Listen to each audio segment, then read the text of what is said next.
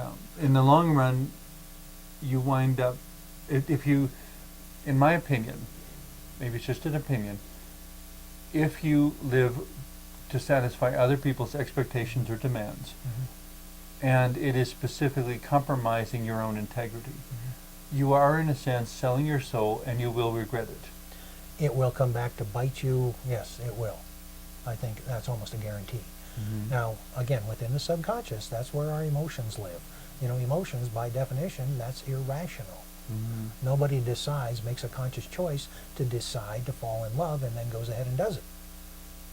Okay. When they are attracted. It happens. Yeah, when they're attracted to someone else, and you know, my gosh, what we got libraries full of books of poetry and music, and you know, trying to explain what love is, and nobody can do it because it is within the subconscious and it is irrational. And when we try to put it in this nice, neat little cubby holes and boxes to put it into the logic, rational mind, it doesn't work worth a darn. So because all you can create is a counterfeit. That's right. We can create, yeah, we can talk about something, we can't really experience it from the consciousness. I suppose the metaphor would be at least minimally appropriate, that attempting to do all those things that are really the realm of the subconscious mind is equivalent to building Frankenstein's monster.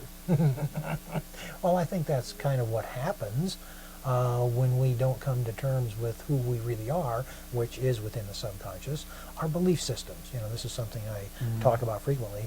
What we believe about the universe, about life, about us, those belief systems are formed in early childhood from our family of origin. And that's before we have much input into how those things play out. You know, for young children, whoever's looking over... The problem then, forgive me for interrupting, but the problem then is if the initial programming is somehow faulty, you know, nevertheless, the stuff one gets in the first 5 to 10 years is the most deeply entrenched. It is. And there are adults who spend their entire adult lives trying to fix the programming. That's true. And, well, gee, I have people coming into my office and they'll tell me they've been in traditional kind of talk therapy for 10 or 20 years. And I'm always astounded. Which doesn't mean it's not working. It has helped a great deal, yes. At least it got them to the next step of, and we talked about this, I believe, at some other time, that innocence or naivete. You know, really stepping back from what they're doing, you know, this traditional therapy for 10 years, 20 years, and they finally at some point say, oh, maybe there's some other way. And they will step out and seek out a hypnotherapist. Because from my perspective, what we are doing then is... doesn't necessarily mean hypnotherapy is better. No, not at all. It just means that when they feel that inner nudging, it may be time to integrate some hypnotherapy, and they may decide afterwards, or not, to re-engage in traditional psychotherapy. And I have had people over the years, I've had people that are seeing me and their traditional therapist. And I will always ask them, okay, does your other therapist know you're seeing me? Sometimes the answer is yes, sometimes no. And I just want to make them aware that it might not be okay with that other therapist. Okay. But, yeah, not that one is better than the other. But it would make sense to me to invite the two to act in concert. And if your other therapist doesn't know, then you can't possibly be understanding and responding to you effectively. Well, the other therapists can't be as effective as they could be if they don't know about me and the work that we're doing. Well, any therapist, it seems to me you would want to know about anything that influences That's right. the sorts of issues and questions that your client is presenting. So the subconscious being the repository of all of our emotions, the conscious mind being focused on the outer world, bringing those two together in on equal footing to have a two-way dialogue. That's something that... two-way dialogue. Yes, I think almost never happens spontaneously in people's lives.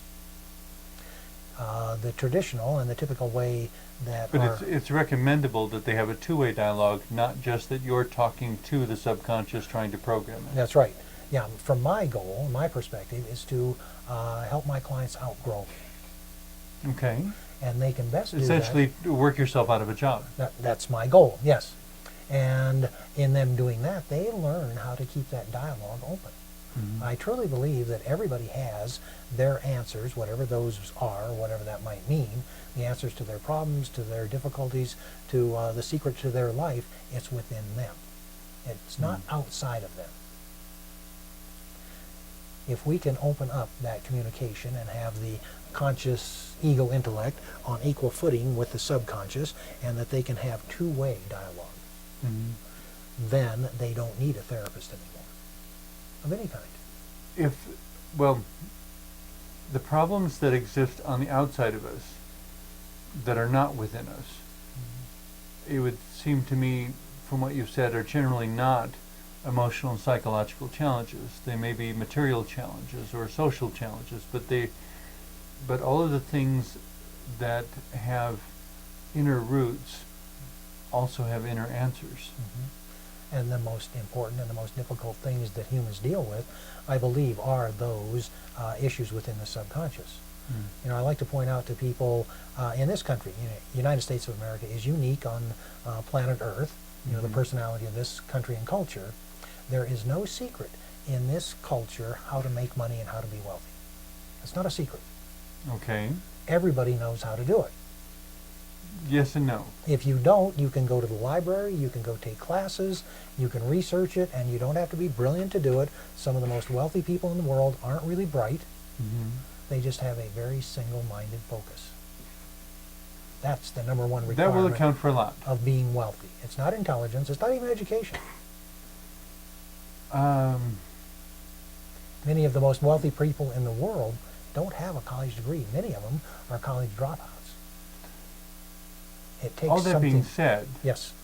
I still find a certain amount of truth in the little plaque I saw a number of years ago. No amount of planning will ever take the place of dumb luck. Absolutely true. Yes, yes. Because there are people who can read all the books in the library and still not become wealthy. That's true. Because there is some sort of synchronicity and collaboration that still has to happen. I think that's a possibility. I really do believe that it is that single-minded focus. And, another example. Well, I think that will do a lot, but I don't think it will guarantee you. Oh, it won't. It won't. Life doesn't come with guarantees. No, it doesn't, no.